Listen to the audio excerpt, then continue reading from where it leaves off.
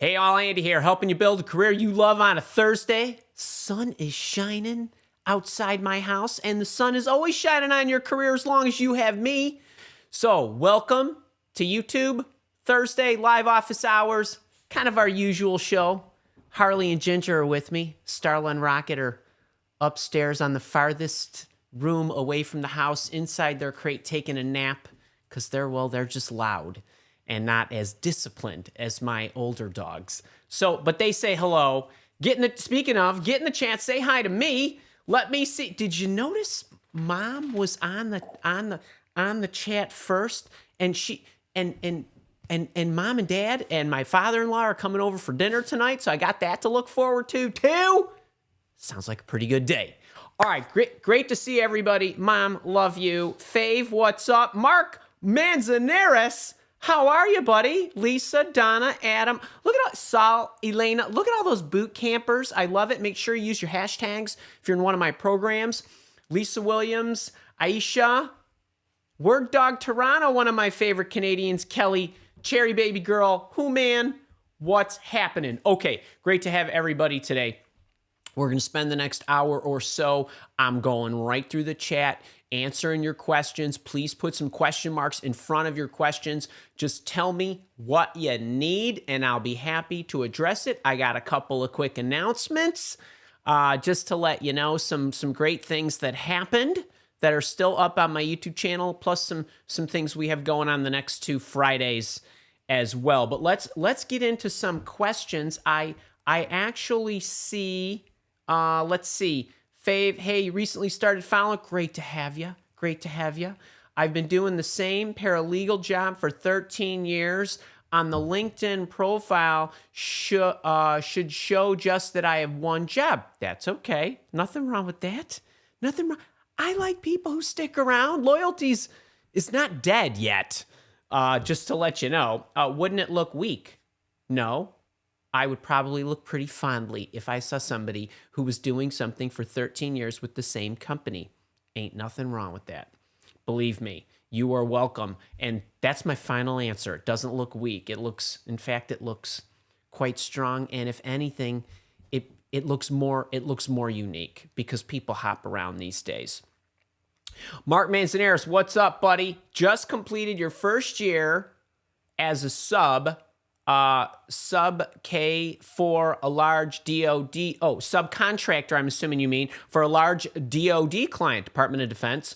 Year anniversary was last week. Congrats. How do I ask my employer for a raise even though there is no official annual performance review? Okay, so what I would do is I would probably inquire. Now, this is something that I would have hoped you would have done a while back, and just trying to understand what is our review process and when do people usually get raises? Is there a set schedule for that? Is it more ad hoc based on when they're ready or when they get promoted or whatever it might be? But if you want to open up the subject, I can't remember if you're in my leadership program. I know you are a boot camper. If you are in the leadership program, we have an entire session dedicated to this, about opening up this conversation, asking for your raise, how to negotiate it, and everything else. If you are in the leadership program, make sure to check that out. If you are not, what I would do then is I would ask my boss what the process is. I've been here a year. I'm just curious as to how and when I'll be reviewed. And then you go from there. If they say, well, it's currently April, we do these things at the end of June, or we do these things in August or March or whenever, then at least, or the end of the year, then you'll know. And then you can approach it from there. The part about asking and inquiring is not necessarily the difficult part. The difficult part comes when you're trying to negotiate your pay raise, and you should negotiate your pay raise every time. I also have some pay raise and salary increase videos on the YouTube channel, so you could check those out too if you're not a leader already. And if you're not, Mark, you should be. And you get a discount as a boot camper. So check that out. You know where to go if you're interested. Just see Kara. She'll help you. Lisa Williams, hey, Donna, hi. Adam Stark, what's up, buddy? Did 80 BHs, that's code for boss hunt, in March, 50% replied with no roles available. First, before I read the rest of this, that's 40 responses. That's pretty dang good, because what do I always say? What's your first goal? Get a response. You could do something with a response, even if it's no roles available. My issue is consistency, as no results lead me to taking a break. Wait, I'm not quite sure I understand that. My issue is consistency, as no results leads to me taking a break. Troubleshooted load, still no joy. How to stay positive. Okay, so the first thing is, I want to give you a pat on the back, because sending 80 messages is pretty dang disciplined. And I do understand that getting those no role available responses can be discouraging. But the first thing that I would do is I would always focus on what I can control. So when you get there's nothing available or something of that nature, then I would reply back with, okay, I appreciate you responding. I'd love for you to keep me in mind. I'm very interested in your company. Are there other opportunities in your organization, such as, or in these particular areas where I also have expertise, where there might be openings or something of that nature? Keep it going. I would try that. I would go back to the person and respond with a narrow scoped question, meaning you asked something specific. You didn't ask multiple things. You asked one thing, because the more narrow your response to people who respond to you, the easier and faster it is that they can get back to you, because they're only concentrating on one call to action, so to speak. So you're asking them, is there anything else? And then the more narrow you can go, the easier. You might think, well, isn't that limiting? If you give them a poke and a prompter like that, they likely will take it one step further, because you asked, hey, are there other roles related to, or other openings within these units, or whatever it is? Most people will, if there's any opening, get back to you, but it's better to ask them something more narrow so that they could respond again. If they respond, great, even if it's in the negative, then you want to respond back again. And if it's a negative, meaning I don't know of anything, the company's in a hiring freeze, or whatever the case may be, then what you do is you kick it to outside their company. Okay, this is great. While I purposely reached out to you because you're you and you're awesome and I want to work with you. As you can see, I'm in the middle of my job search. Are there any other organizations that you might know of, or people in organizations that you might know of, that would be good for me to contact to either see if they have an opening, or potentially, network with them? So you're giving them an option where it's not like, hey, do you know of anybody else who's hiring, as much as do you really know of anybody else in the space? And then that's another thing that you can do. And you want to just kind of keep the chain going. The other thing that you could do is you could, if you do not, again, as you go through these steps, if the boss that you targeted does not get back to you, what else can you do? Well, you can't do anything in that relationship, but what can you do? Is there somebody else in the organization? Go to the recruiter, go to the HR person, said, hey, just be vague. I did connect with so-and-so who mentioned there were no openings in his or her or their unit. I really am interested in your organization. I also wanted to reach out to you to see if there's anything else that you think I would be a suitable candidate for, or that where I might be able to add value, or however you want to phrase it. And you go after somebody else in the organization, make reference that the boss connected with you. That even if the boss said no, you didn't say, hey, I know this person well, or this or that. You just said, and so mentioned, which is all factual. It's going to sound like you have a relationship, even if you don't. So they're likely going to get back to you in some way, shape, or form. I would keep going. 80, that's 40 of those that you can try. Even if you didn't send it to anybody new, you could go back and revisit each one of those in that manner. Whenever I do something, I expect to win. Now, when I say I expect to win, I mean my goal is to get a response. when I think in advance, I'm going to send this boss hunting message. And if for those of you that aren't familiar with boss hunting, it's just like it sounds. You're sending a message to a potential boss and inquiring about an opportunity to work with that particular person at their company. I assume I'm going to win, which means I'm going to get a response. When I get a response, I'm going to get one of a few different kinds. There's 8 or 9 different responses. I'm not going to go through all of them. If you are in the job search coaching program, you have the boss hunting Bible and you know what they are and you know what you should say every time. So then I think about what's my next step.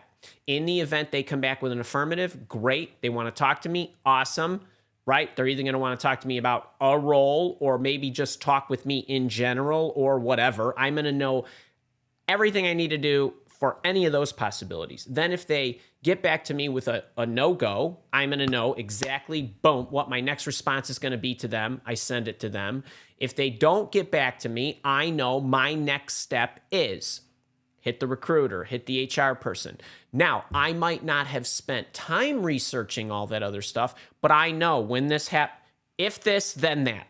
Okay, now I'm going to spend 5 more minutes and try to find where the recruiter is, who the recruiter is, and send that person a message. So I keep going and going and going until I get my job. And so I'm about what can I control? I can always control reaching out to new people. I can always control reaching, following up if I want to, but I don't have to burn a lot of energy doing that. So that's how I do it. And I just keep going. And I always remember that it only takes one. It only takes one. Hang in there, my friend. You got this. Keep at it. Keep at it. But great question. Sal, what's up? Elena, how are you? Andy, when working on projects, how can you navigate through constant information overflow and avoid getting stressed when you don't seem to have enough time to process everything? Okay, this is a great question. So, Elena, you are a leader. I don't know if you have the full productivity challenge, but if you don't have access to that, I still have the productivity mini camp, the 2023 version, on my YouTube channel, which is actually one of the announcements that I have that I'll give you in a few minutes. One of the things that I do is I have several techniques that I use to manage the inflow of information. Let me see if I can, in an orderly fashion, give this to you.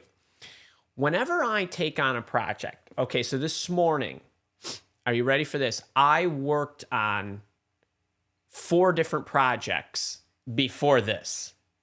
One was a book that I'm writing. One is a leadership program for my leadership coaching group. One is for my job search coaching program. That's a different project. One is for a podcast I'm doing. So those 4 things all got done this morning. Oh, actually 5, because I also did my digest for next week. Now, each one of those has information that comes in, or research that I do, or questions that Kara asks me, or things I discover, or things that are in books, or things that are in the computer, or things that are whatever, right? That can come from me from different sources, whether they're of my own doing or somebody else's. The way that I manage the inflow is whenever I'm working on one thing, I only work on one thing. There's nothing else to disturb me. The only thing, for example, when I'm writing my book and I'm writing a chapter, I'm writing an exercise, or I'm writing a whatever, the only thing that can actually intercept me is this thing up here, which does happen, right? So we actually give ourselves information because we're thinking about something else. It just sort of happens. Now, I'm excluding bad practices like I'm leaving my Slack open, my chat open, my browser open, my beeps, my alerts, my noises, my phone, everything's actually do not disturb, shut, not on, or whatever when I'm doing something, any single thing I'm doing, until I turn it back on to allow myself to go after proactively or retrieve whatever information, alerts, or whatever that I'm getting. So the first thing that I do is I go in a cocoon each time. So between this hour, I'm in a cocoon, and those 30 minutes, I'm in a cocoon, and so on. Then what happens is, let's say I do have thoughts, Or let's say that you've got something open and something interrupts you. I keep a pad like this on my desk, literally right here at all times. It's just a pad. It's not my planner, which is here. It's not my booklets that I use that manage each of the projects. This one's for the book, my book project. But there's literally a basically an 8.5 by 11 memo pad of paper that I use for shrapnel, I call it. So anytime a thought comes into my head, or the only three people that can get me at any moment in time are my wife, Kara, and my mother. That's it. They're the only three favorites I have in my phone, and they're the only ones that get to bypass the do not disturb that's turned on. If anything happens and I happen to see something, it goes on a piece of paper that says, get back to my wife on, call Kara about, or whatever. Or if there's a stray thought, hey, I need to make sure I call so-and-so about because it just popped into my head. Down it goes, and then I'm back to what I'm doing. So this is a way of proactively not only isolating yourself at times you're trying to work on something, but also being able to actually, have that repellent mentally, so to speak, to be able to deflect. Now, you're going to say, well, Andy, hang on a second. I work in an office and my boss can come in and just start bombarding me with stuff. That's fine. That's what the shrapnel's for. Now, if you have to stop what you're doing because you're getting interrupted, what I would say is, hey, I'm in the middle of something. Option one, I'm in the middle of something. Can I get back to you at 2:00? I'm in the middle of something. Is it urgent? Hey, it'll only take a quick second. Right, I understand. Is it urgent or not? Or can I get back to you at? If it'll only take a quick second, if it's truly a quick second, you stop, you take it in, you kick them out, and then off you go. If it's hey, I need you to stop what you're doing, that's the third option. I'm going to stop what you're doing. Then it's okay, if I stop what I'm doing right now, here's the repercussions. You're not going to get this report at the end of the day. You're going to get half the report. You're not going to get it for a week. I'm going to have to restart. It's going to cost you an extra hour. I'm going to have to delay that, or whatever it is, because anybody who's interrupting you needs to feel the pain for them because they don't feel what? Your pain. Right? Kind of thing. So depending on what you're managing in relation to the information, you're going to use different tactics, whether it's, self-induced or whether it's externally induced. So, there's a whole process that I go through with you in the leadership program on how to handle all this. Speaking of, Elena, and because you mentioned, one of the announcements I wanted to give y'all today is a couple of weeks ago, I spent a 4-day stretch with you. 3 were videos that I released on a Monday, a Tuesday, and a Wednesday. And then on Thursday, I released another video, and we had a live show, and it was a productivity mini camp for 2023. It was a recorded version. It was about 3 20-minute videos, a 40-minute video, and then an hour or so live recap and Q&A show. It's in a playlist. It's on my YouTube channel. It's going to be up another few days. I've let it linger, people, because they were emailing me. They really wanted to see the stuff. I really want you to have the stuff. I know we're in April now, but March, April timeframe, people get really burnt out. They get tired from working on their new projects. They get tired of maintaining their new goals and habits and systems that they've built for themselves. So I wanted to give everybody a productivity and organizational boost. It's still up and available. Maybe Kara can drop the productivity mini camp link. There it is. Okay, she already did it at 11:13.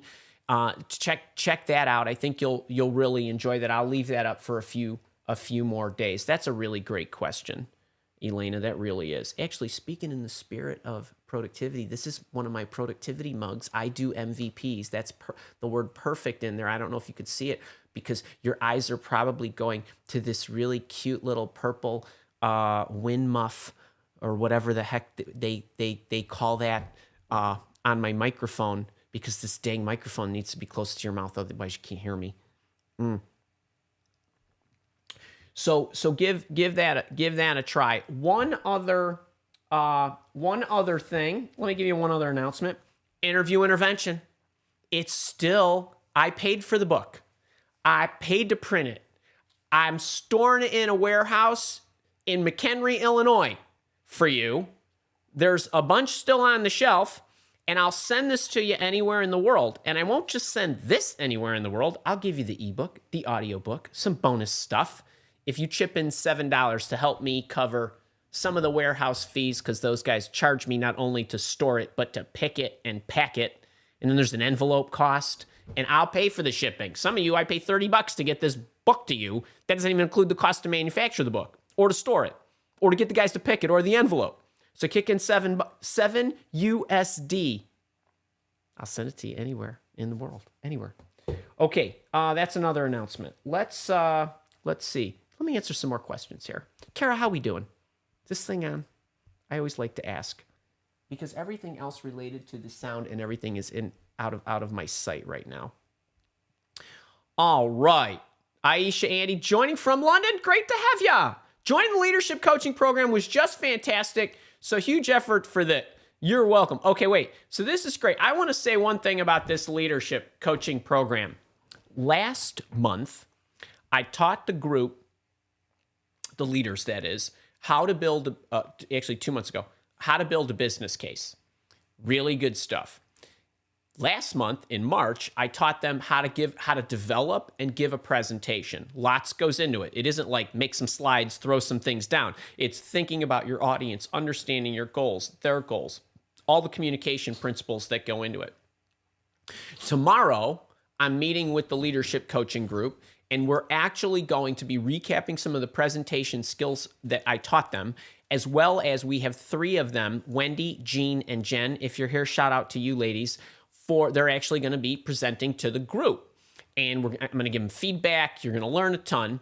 And then what's really sweet, if you're in either my leadership coaching group or my job search coaching program, next Friday, we have kind of an insiders Zoomer that we're going to be having where I'm going to be teaching those 2 groups. So like a little crossover event, I'm going to be teaching them how to build a career development plan, especially as it relates to skill building, especially as it relates to syncing the skills they want to learn in alignment with the goals they want to attain. And I'm going to show them how to think through all this, how to build this all out, and also how to sequence their skill development to coincide with when they need those skill sets the most as it relates to what they do professionally. And where this is coming from is I currently have a methodology to do a lot of this. It's in my free booklet that maybe Kara can drop in the. Actually, Kara, can you actually pin this one? The Leadership Skill Building Roadmap. And version 1 of this methodology is inside this booklet where I teach about my skill building methodology where, as you start out, you're a producer, and what are the skills that go along with being productive and organized. And then as you go through your career, you become a more effective communicator to build relationships with others. You become an influencer to actually influence outcomes with and among others. And then as you grow into a developer where you're actually helping others achieve their goals and so on, ultimately to become a visionary where you're creating needle moving ideas. And what I'm doing is, as part of my book that I'm writing that'll be out next year, I have built a more detailed version of this methodology and the skill building and career development plan that I wrote in the book. And so I want to test drive it to make sure that the way I have revised it is extremely effective. So I'm giving this opportunity in this private group coaching session to members of the leadership coaching program and to members of my job search coaching program.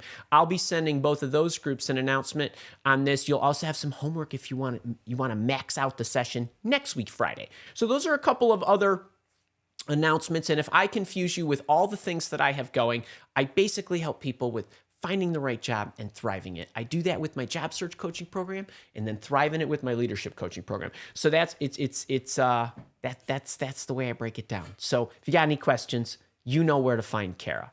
And Aisha, I hope to see you tomorrow and next week. Speaking of leaders and boot campers, Sal, what's up?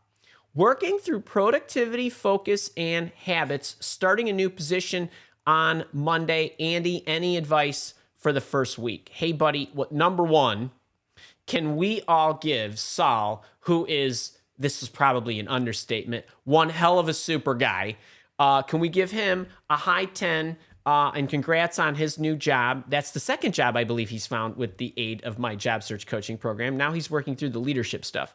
So here's my advice on the first week.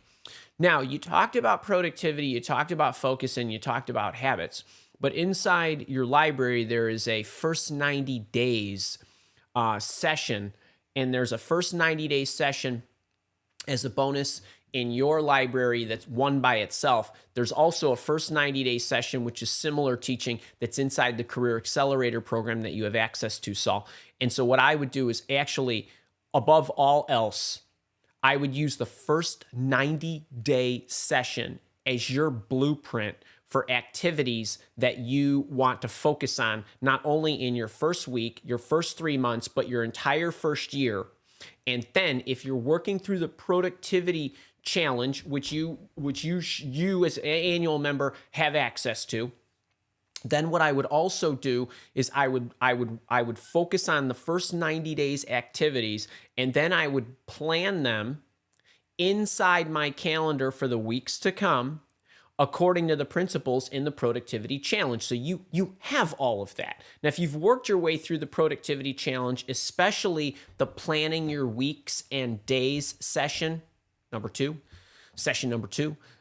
you'll be in order. But I would make sure that you focus the activities that you want to make sure you're planning inside your 9 to 5 and outside your 9 to 5 for that new job are in the first 90 days lesson. That's my advice. That's where I would focus. Buddy, you're going to do great.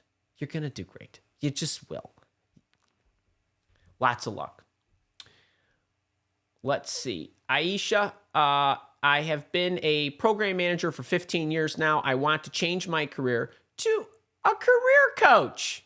Any tips on how to get started, please? So the first thing that I would say is, number one, I love that you want to do what I do. It is incredibly rewarding, and it is also incredibly, incredibly difficult. And I say that not to discourage you. I say that to encourage you to go into this with your eyes open. Because if you want to be a career coach, you could try to sign on with an organization that has a stable of career coaches, meaning you would become an employee.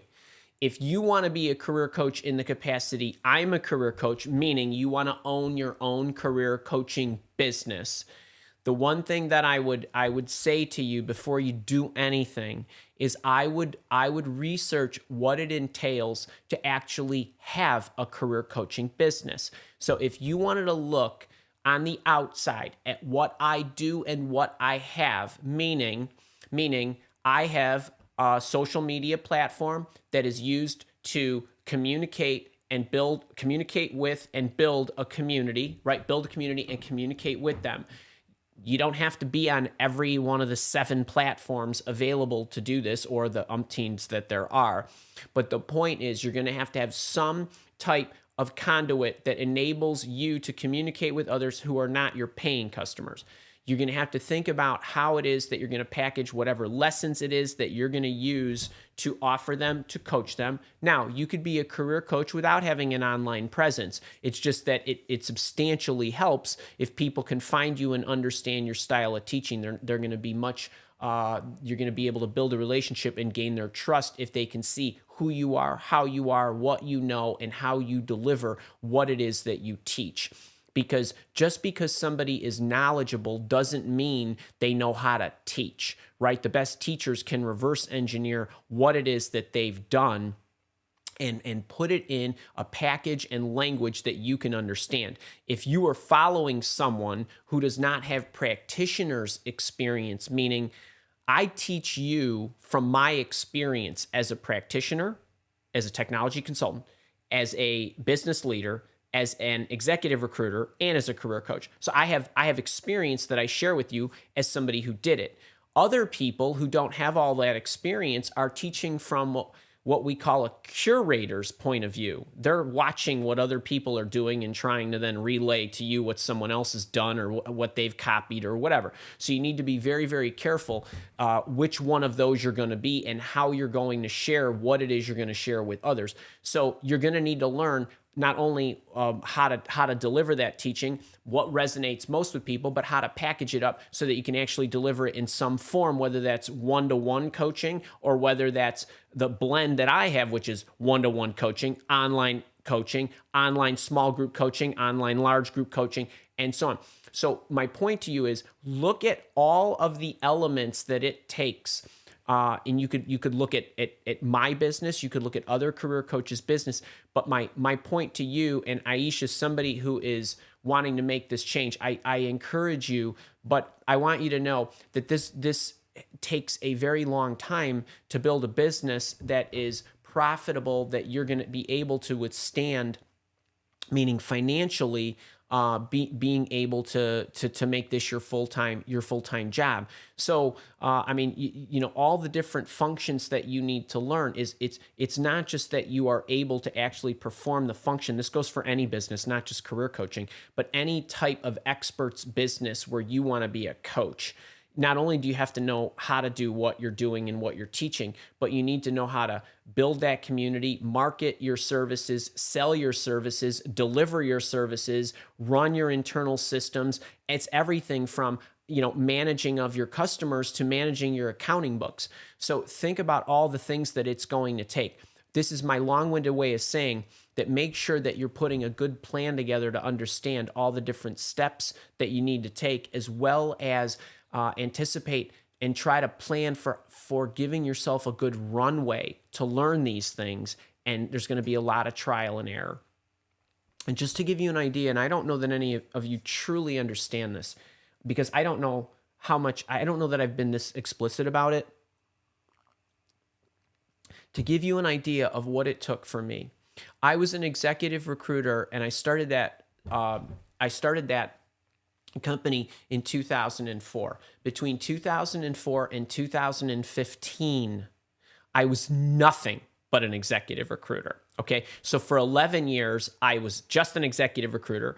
I had a quarterly email distribution. I was blogging up until that point, and I had written 3 books. Okay. Up until that time. In 2015, I made the commitment to be a career coach in this capacity. That's July 1st, 2015. Between July 1st, 2015 and the middle of November, 2016, that's how many months, right? 15, 16 months. I did nothing but build a community, grow an email list of people who were interested in job seeking and career development concepts. I gave away free stuff, tools and templates. I went to video vlogging, so to speak, the YouTube channel, the podcast, and all those other things. So 16 months of not only no income in that part of the business, but I was spending time for 16 months doing nothing related to sales on that side of the business while I was working full-time as an executive recruiter. Then when I started to make sales in November of 2016, I continued to recruit to pay the bills until 2020. Okay, so I was doing double duty. And then as I started to make sales with training programs and started building the business to consumer career coaching business, I was still recruiting full time.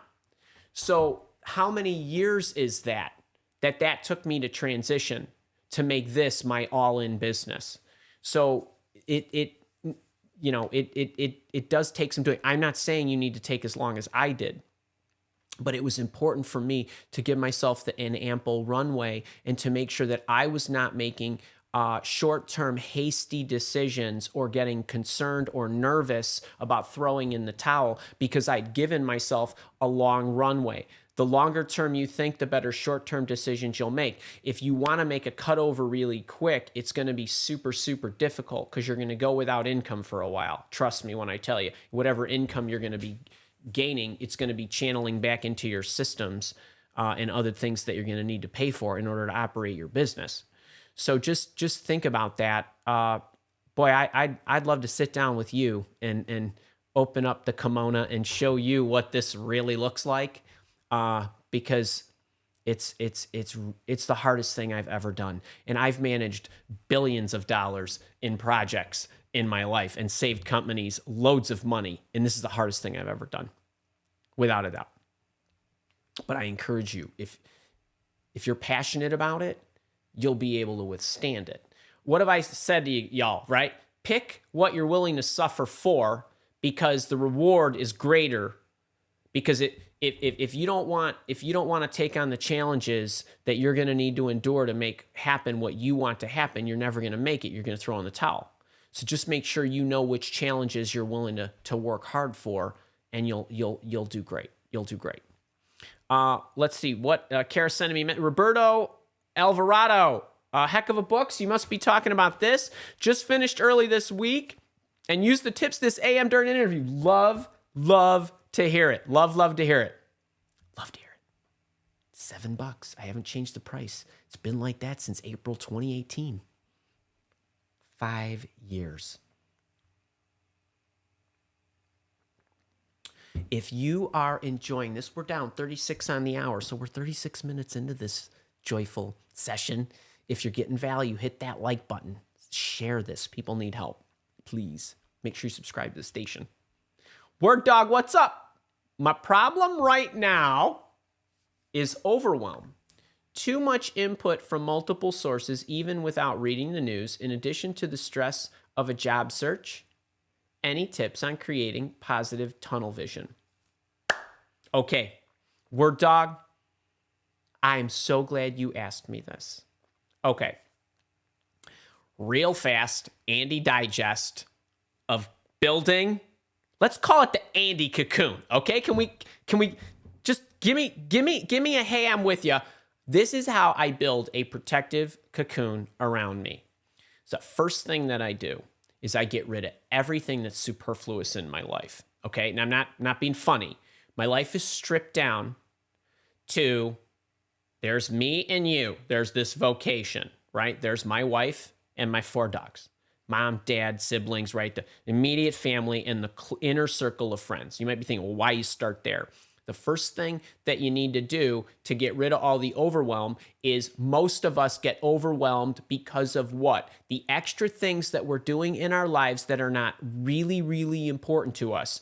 They might be important to someone else. And I'm not talking about, like, if something is important to my wife, it becomes important to me by an extension because I want to be in a happy marriage and I love and want to support her, right? Kind of thing. But most of us get stressed out because of a couple of things. Well, expectations are the greatest source of stress, but let's take those off the table for a second. I'm talking about overwhelm as it is. When you think about your life, we get stressed out by the things we say yes to more so than the things we say no to. You can recover from a no. It's harder to recover from a yes. And I'm talking about anything, right? You're at the party and your sister says, hey, your husband and I want to go on a date next week. You want to watch The 3 Kids? And after you had a few, right? Sounds pretty good. Yeah, I would love that. You know, Uncle Andy and all that good stuff, right? Then next Saturday rolls around. It's like, oh, I can't believe I wanted to do this, right? Kind of thing. You got to be really careful. So I have a process by which I say yes or no. Usually I say no to everything first because a no to a yes is easier and better, and a yes to a no is awful, right? You don't want to do that.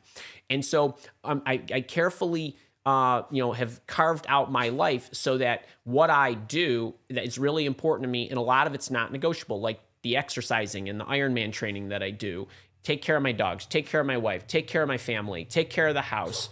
All that stuff's really, really important. And then my close circle of friends, right? And strip it down to the things that really matter. It's easy to navigate and not get overwhelmed by the things that are outside of that. Now, what else is outside of that? All right, so there's the news. There's all of these other things. I don't watch the news, period, stop. So what I do is I just curate the headlines and the things that are of interest to me. And trust me when I tell you, you don't need to watch the news to know exactly what's going on in this world. If something important is going on, believe me when I tell you, it will find you. Okay, your friend will tell you, your mom will tell you, your whoever will tell you, your dog will tell you, but believe me, it'll find you. So what I do, I have Apple News, so I pay for the subscriber edition of Apple News, and it curates what I want to see, how I want to see it, and I zip through. Is there anything important? Headlines. I might do that while I'm having a snack or something, and I'll look through it. So I manage my intake of stuff. The other thing that I do is I do a lot of focus practice. You know this. I've talked a lot about this. I practice focusing in the morning. We practice meditating. There's activities that I do each transition throughout the day. So as an example, one of the things that we do that overwhelms us, and really it's a way that we accumulate stress throughout the day. Every time we work a day, even if I love what I do. I love everything about what I do. There's a few little mundane tasks I do that I don't love doing, but it's just part of the process and it's part of a bigger picture and a bigger goal. But in general, I love what I do, virtually all of it. So even if you love what you do, as you wake up in the morning till your head hits the pillow, you're going to accumulate a lot of stress naturally. I'm accumulating stress in my rump right now, my forearms when I type. Right, I'm looking through to you through the camera. I'm focused on a big black circle right now, if you can believe that. Well, I love that I'm sharing this with you, but I'm accumulating stress so that when I'm done with this, I have a transition. I click the button, we're done. Then I'm going to transition to something else, whatever that something else is. I'm going to get up, maybe I'll feed the dogs. I'm going to get up, we'll go for a run. Maybe I have to call Kara. Maybe I have to go into a writing block or whatever. Whatever your transitions are, maybe you're going to a meeting. But between those transitions, I make sure that I park what I just did. So I make sure that everything related to this live show is done. I think about it for 30 seconds. That was a pretty good show. I make some notes. I'm going to watch it later, so on and so forth. I park what I'm doing. I go and I do whatever my break is going to be, even if it's 1 minute or 2 minutes or 10 minutes. And then right before I start my next activity, I envision the perfect block of whatever that is. If I'm going to a meeting, I'm excited to see the people. I want to talk through whatever. My goal during the meeting would be to make sure we come out with whatever. If I'm going to get on the phone and call somebody, I think about that person. I think about what they might be going through. I think about what a perfect call looks like. If I'm going to go into a writing block and write a chapter in the book, what is it that I need to accomplish? What does perfection look like? What does the outcome look like? What does the deliverable look like? So that at the next 50-minute or an hour mark, I know I'm working toward that deliverable deadline or whatever it is positively. So I parked what I'm doing. I let it go. I then focus and look forward with intention on what I'm about to do.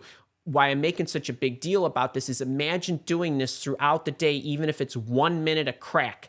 In between all your transitions, that's where you're letting go of stuff, looking forward. I'm not thinking about anything but that person who I'm going to talk to for the next hour.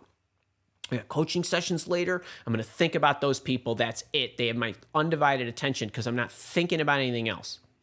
And when you're able to do that, you're able to focus like that, you're able to block things out, and you're able to not think and let your mind race, the overwhelm, it's very, very difficult for that overwhelm to hit you because you're so darn good at being able to block all that out. And there is so much noise every place. I actually, I even go so far as like there were some people that I was following on Instagram and YouTube and some other places, and of course do this to me if I'm annoying you. But this one guy was getting so obnoxious that, and I had been following him for years, and I just finally said, this isn't helping me, like to keep hearing him, and so off it went. That's me curating what I let into my life, and you might not think that's a big deal, but I had a precipitous adjustment in the way I was feeling after not watching that guy for 2 days.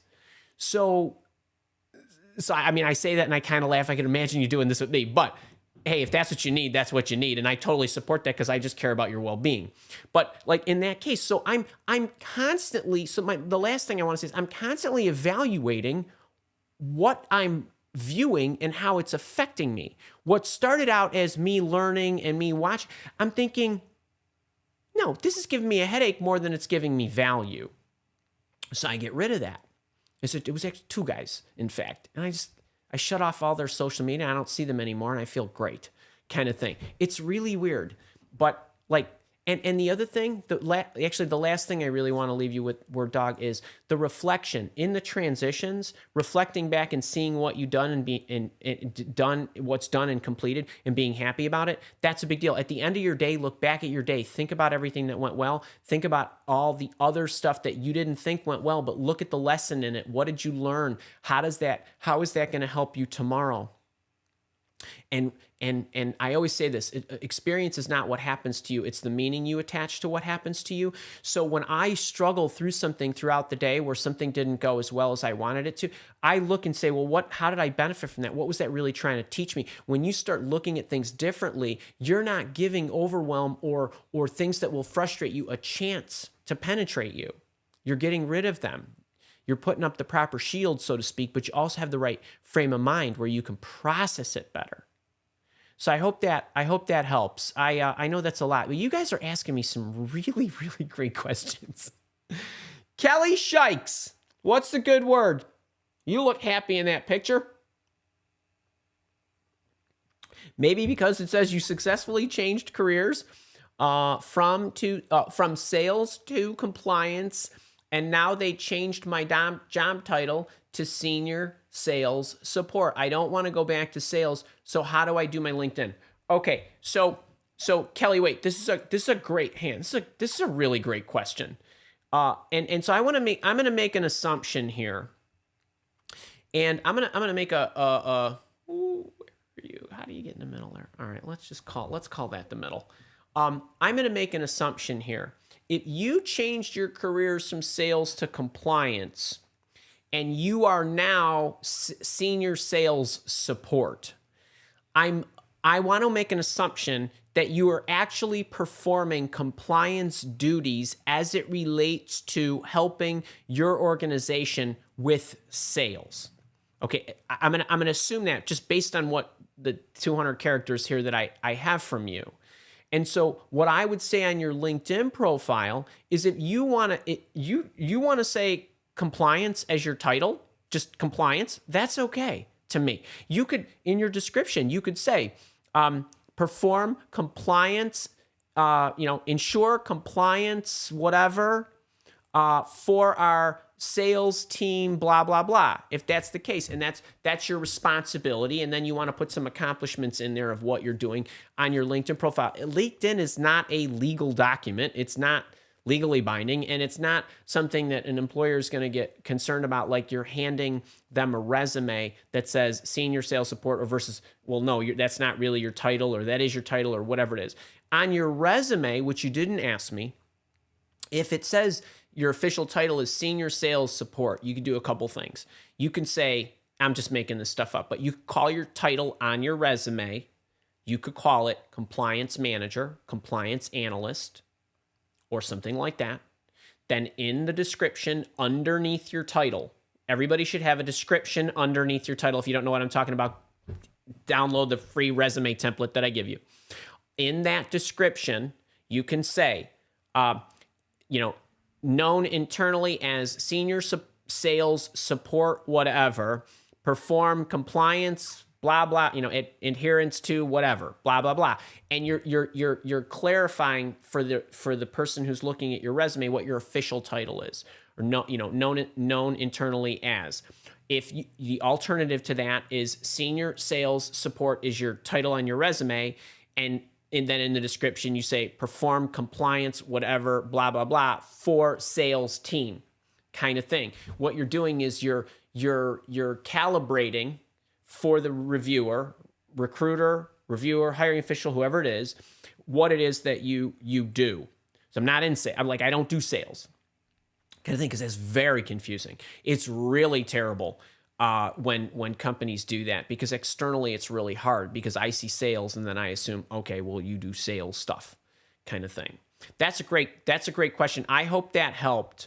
I probably could give you a better answer if I talked to you, but I think you get the deal. I think you get the deal there. All right. Let's see.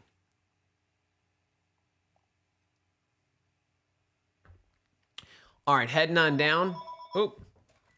Something Andy forgot to do. Pull the cord. Dang. You know, I was running a little behind. Harley was taking a little longer going to the potty. All right. Who man, how are you? Saul, Cherry, Michael, Keeman. How you doing?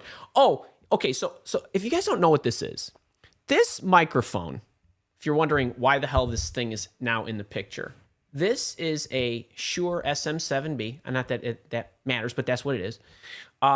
This microphone is super good, and it's the quality is really nice. The problem with a Shure SM7B is it's what we call gain hungry, meaning if I put the microphone to my mouth like this, it probably sounds a lot better, right? Because that's where the microphone is supposed to be. It's like a fist away from your mouth. The problem is if it's further away from your mouth, you need to amplify it, and you can't just amplify the sound, you got to amplify the noise. So we need to be careful how far this is away from my mouth, and I'm going through some different video setups in my house and in my other room where I'm going to be shooting some other videos. And so I'm tinkering with the sound quality, and it's a process. So anyway, so that's what that is. But I did buy these cool little wind covers in different colors for us to kind of spice things up. Let's see. Mohit, first timer. Can we give Mohit a huge live office hours hug? Already working to level above my boss, left last year, but no recognition or promotion. Company in the midst of an org and restructuring. Any advice? I would be spending a lot of time building relationships with people that you can bank on are still going to be there. Express your interest, the goals you have, but more importantly, the areas you want to work in. And I would be spending a lot of time doing it. I don't want to say like politicking and posturing. That's just not what I mean. I'm talking about communication and making it known that, hey, look, I know we're going through an organization. I love this company. I want to be part of what we're doing, and I want to make sure that I'm here to do that. So it's a lot about the relationship building. Ashley, what's up? Trish Berry, what's happening? Reggie, gonna be 90. I don't know what the temperature is right now out there.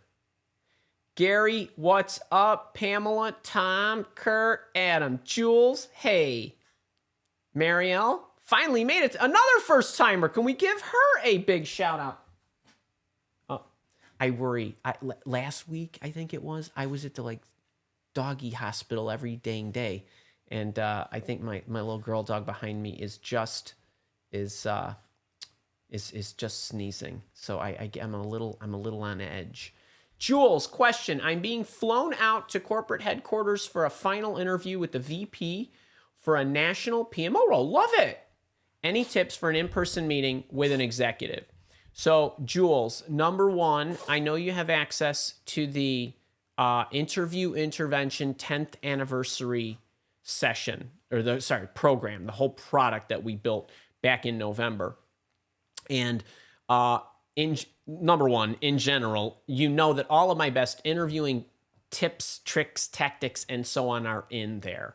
For you, if I'm going and I'm going to be going to an in-person interview, I would be making sure that I revisited, if you have not already seen it, the mastering the storytelling session, as well as acing any job interview sessions, because one is about storytelling structure, which you definitely need, and make sure that those are in order. And the other one is how to actually ace the different types of interviews, of which in-person and meeting with a senior person would be in there. Now, that's the general guidance. If I'm going to be in-person meeting with an executive, you want to make sure that you are maintaining conversation levels at the executive level. If you are talking bits and bytes about your role and how you're going to do this and that, that's not going to go over as well as how your role is going to support the corporate goals, what it's going to do, what it's going to enable that executive or the executive management team to see. Let me give you an example of the differences in what I mean, because I think the illustration will really help you. If you are talking with an executive and you are getting into the bits and bytes of how you do what you do, if they ask you to do that, that's fine. Then you're going to give them, right, how you ran this project, give them context around the project, you give them your playbook, the outline, and so on and so forth. Okay, I know you know what I mean as a boot camper, right? So you're going to get into, okay, and then I did this, and then I did this, and then I did this, and so on. Okay, that's not the level you want to be at unless they ask you to walk me through how you did this. At the PMO level, you want to be talking about things like, well, when I run PMOs, the primary focus is to ensure that you not only know what projects are going to yield the highest ROI for us and the sequence in which we should do that, but you're also going to know, right, which ones are going to be top line, focused, which ones are going to be bottom line focused, and you'll have the sequence in which to run your projects based on and making sure that they're congruent with the corporate goals, the corporate culture, the corporate mission, the customer support, whatever. And you want to make sure that you're talking about how what you do matters to the person who's listening to you. So, I design the PMOs and our ability to manage and prioritize the project based on business cases that I work with in conjunction with the customer, meaning the internal customer, stakeholders. We review it, and then I lay out for you which ones are going to give you the greatest return, the fastest payback period, and so on and so forth. You're taking what you do and talking about how it's going to matter to them and how you're going to work with that executive and what that executive is going to get from you and how that executive is going to benefit. If you go downstream and you talk about how you run projects and PMOs as it relates to efficiently delivering them, that's not where you want the conversation. A lot of you do this because you think that's where the gold is, because you want to show how well you are at running the PMOs. You are not in a session or an interview where you are actually needing to sell your tactics. Get that. You're not selling your tactics to the executive. You're selling the benefits to the executive and why the executive would know that you think of things differently, look at things differently, are able to process things differently, deliver things differently. Because when you're talking to me, I don't care how you do all that. I want to know I'm going to make more money, save more money, have happier customers, and so on. So you need to talk in this language here. Okay, are y'all tracking with me? I have an endless number of individual coaching sessions just like this, where we completely blow up the stories that somebody wants to tell in favor of the stories that they actually need to tell, which leads me to believe that a lot of you probably go this way instead of going this way. Now, I'm just talking about how this benefits an executive.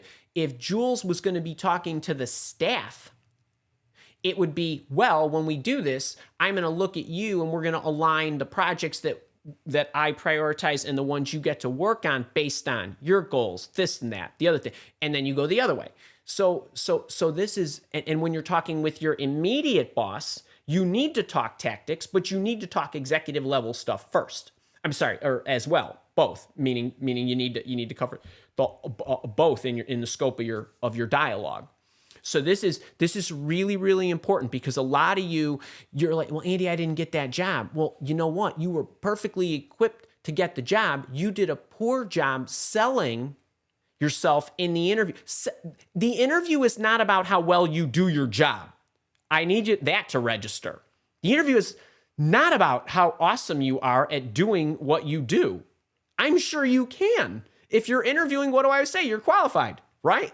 The person who's most qualified isn't always the person who gets the job. In fact, it's rarely the person who gets the job. The person who sells themselves the best is the person who gets the job. So the person that goes upstream with the executive and talks at this level, here's how you're going to benefit. Here's what you're going to do. Here's why I know this is going to be important to you. Here's the dashboard I'm going to build you. Here's how you're going to be able to use it. Here's what it's going to tell you. You're going to be able to make the decisions faster. You're going to make sure you know what the priorities should be. You're going to be able to sync it. I'm going to tailor all that for you and spoon feed it to you, kind of thing. That's why I'm a better candidate than anybody else. Cool? All right, Jules, awesome stuff. Just what I expected, but higher level. Okay. Go get him. Make me proud, please. Let's wish Jules good luck there. All right, how are we doing? We're coming up 11:59. I got 16 more minutes of this for you today. Can we give Jules some good luck? Can we give Coach Andy a click of the like button on YouTube and maybe share this, subscribe to the station, maybe join the leadership coaching program? Actually, you know what? Speaking of, let me show you something. I pulled this up. This here is the inside of the leadership library and only the communication section, because we've been talking a lot about communication. But if you look at all this, effective communication in general, this is exchanging effective, dealing with difficult people, how to be leadery in the way you communicate, listening, persuasion, getting what you want from people, messages that move. So crafting compelling messages, facilitation, business case development, presentation. I didn't even include things in here like collaboration that I threw in business, building business relationships, but that's also communication with your team and your staff and leading others and some of these other things like trust building and empathy. And where is that dang collaboration? Oh, now I got me thinking. Well, collaboration is in here somewhere. It was a big honking deal. Where in good God's name did I put that? Well, anyway, it is in there somewhere. But the point is, if you're interested in a lot of this stuff, join us tomorrow, because I'm going to be talking more about how to give a presentation. And we've got 3 case studies. I'm going to give them live feedback. You can ask me questions. And then you can also come next Friday to the skill building session and career development planning session. Then I'm going to be having with the people in the job search coaching program and in the leadership program. So I hope you all take me up on that. Let me see. Kara is mentioning, actually, wait, YouTube is not receiving enough data. Actually, just let me know. I see myself. So I think everything is okay. Wait, Gary Hidalgo took FMLA to care for my dad while at the end of life care. Oh, Gary, I am so sorry about your dad. Can we all give Gary Hidalgo some condolences? Gary is a super dude. I actually had the pleasure of meeting him in person when we did the Orange County, California meetup a few years back, right before COVID hit. Gary, I'm so sorry, buddy. You know I love you. I'm really, Kara and I and the team are sending you good thoughts and prayers. I'm so sorry, so sorry to hear that. I really am. And it looks like you got a question here too. My employer eliminated my position. I had to go to labor board and granted a discrimination lawsuit. So ran out of space, got depressed with this action of my employer, and now looking to regain my composure with milewalk. Gary, you know we're here for you, brother. We're here. I'm so sorry to hear that. And you know what? I know it's life's probably coming at you hard and just awful right now, but hang in there and I assure you, you're a tough dude. You're going to get through this. And, I know from an employment standpoint anyway, there's going to be somebody out there who welcomes you with open arms. So sorry to hear that. And let's see, let me keep rolling here. So sorry, Gary, that just stinks. Ashley Shabazz, happy Friday to you too. Well, but it's actually Thursday. Oh, happy Friday, Junior. Cute, you got me. I need my resume reviewed. I am a Scrum Master, Agile Coach on the hunt. Awesome. I've been watching the Milewalk Academy videos, and I know you can, you know what? I can rescue you. Support at milewalk.com. Kara will help you. Saul, Eileen, Danny, Martinez, what's up? I find so hard to write in my resume the things I do and the things I am not doing in my job, sales support, but I can do in the jobs I'm applying, accounting, entry level. Danny, there are some resume videos that I have in my playlist. I don't believe you're in the paid program, but I would check the resume playlist. I would actually, one of the things that I would strongly recommend that you watch is I did a recent video a couple of weeks back. I think it came out on the YouTube channel, maybe just two, 3 videos ago, maybe just a couple, on how to make your resume stand out. And in that video, I actually talked about how to ascertain and determine your value and what employers might be interested in seeing. Check that one out. By the way, I want to mention, I know this is not a question. Cindy Campbell, I need to fix the top of my resume too. I'm going to try ChatGPT. Okay, so y'all probably have noticed I have not talked about ChatGPT yet. Excuse me. That's because I don't feel the need to rush to YouTube and start popping up video after video on ChatGPT because that's going to get clicks and likes and thumbs and stuff. I want to thoughtfully examine what I truly feel are the best ways to use it when it comes to your job search. And then I want to deliver that to you in a lucid, well-packaged session. The one thing that I will say right now is, and I'm tinkering with ChatGPT and Bard, Google's version, B-A-R-D. I'm tinkering with that for my own life. And what I really, the oversimplification, because it's really an awesome tool, right? I mean, it's really cool. The oversimplification that I would make for those of you that want to use it for your job search is it's a good tool. It's just a tool. It's a good tool to use for idea generation. Ask it questions related to what kind of skills would be good if I want to, I think, who was Aisha or somebody was asking me about, or I don't know if it was Aisha, about becoming a career coach, right? Like what skills would I need? Or maybe I am one of these with these kind of skills. What kind of skills would transfer if I want to become one of those? And look for ideas. If you are trying to get ChatGPT to give you your stories and make compelling arguments and these kind of things, you're going to lose, right? It's the packaging and the delivery and the ultimate outcome of what you need to do in a hand-to-hand basis is going to be important for you to understand the psychology, the triggers, and all the other things that I teach you when it comes to interview storytelling. ChatGPT is not going to give that to you, right? It's going to give you ideas of components and things. I tried having it write resume bullets for me. It was terrible, and I was getting really prescriptive with it. And I was being vague and prescriptive, and it just wasn't writing effective bullets, and it will not write effective bullets. It's writing bullets like a bad career coach would write bullets, kind of thing. So I just want you to realize that it's probably really great for content and ideas, but the packaging still needs to be yours. That would be my recommendation. But I'll deliver y'all something here when I can. Reasonably soon. Kelly, I'm handicapped with a walker and a wheelchair. How do I ask up front if the facility is equipped for me? Fantastic question. Number one, sorry, you're in a wheelchair or a walker. I don't know if that's a forever thing. If it is, I'm sorry. If it's a temporary thing, I hope you get better soon. Most buildings, if they're like, it is code that they have to have handicapped facilities, abilities, ramps, elevators, and things of that nature.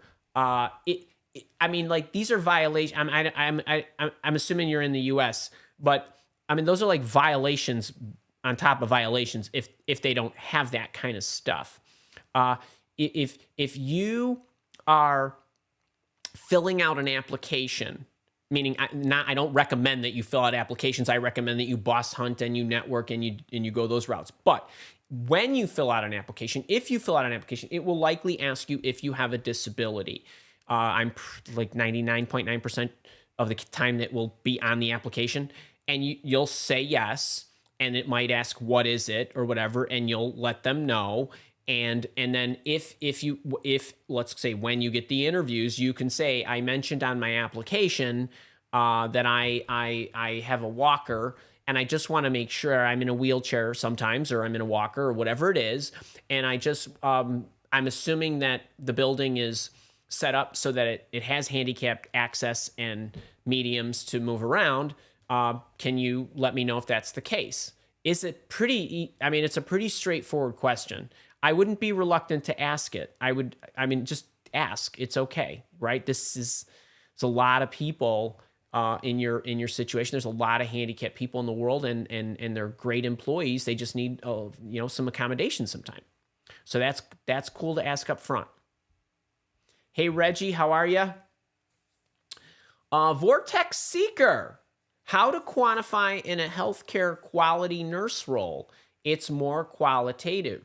So now, if you are a healthcare quality nurse, I'm assuming what that means is you're not a nurse practitioner where you're doing the point and whatever you're doing, right? You're not doing those things, but you're actually evaluating to ensure that the others are doing it properly, the paperwork's put in order, everything's in regulations order, and all that good stuff.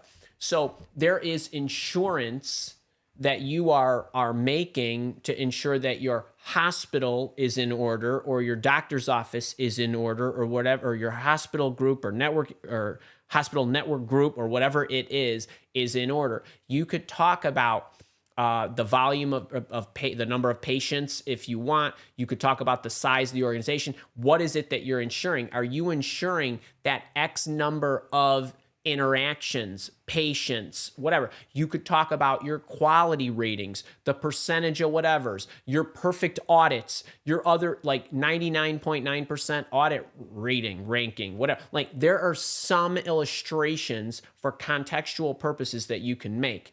That's what I would say. It's a qualitative role in the sense that you are making sure that things are in order and that it's quality, right? But from a production standpoint, anything can be quantified. So that's the way I would look at that. All right, listen, I need to let's see, hang on. One other thing I want to look at the notes Kara's sending me.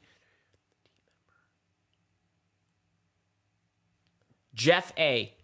Quick one here. How do you handle interviews with a team, because you're a boot camper, with a team member, not the hiring manager, who seems disgruntled about their company job / having to interview or say, I'm just here to help?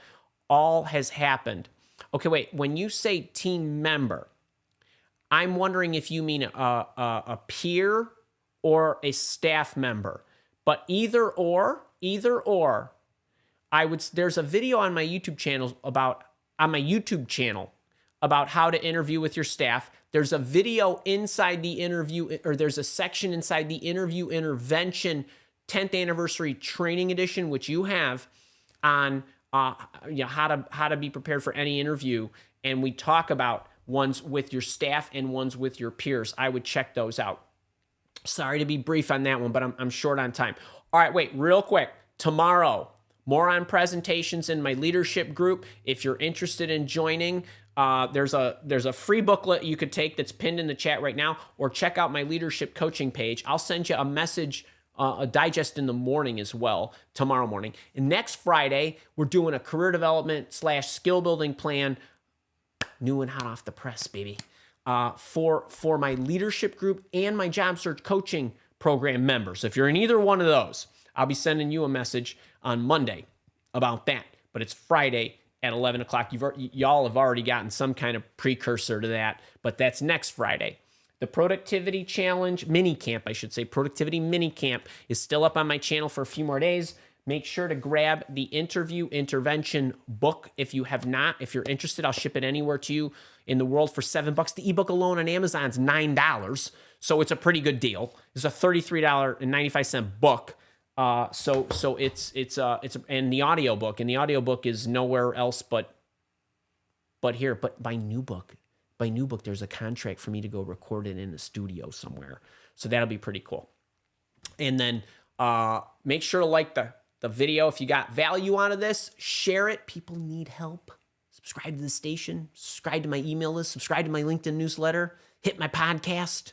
Join me on TikTok, Instagram, LinkedIn. Connect with me, First Degree. What else? Twitter. I'm pretty much everywhere because apparently that's just what we do. You know I love you all. Okay, you guys, I'll see you. Thanks for the time. Always appreciate your attention. Be good out there.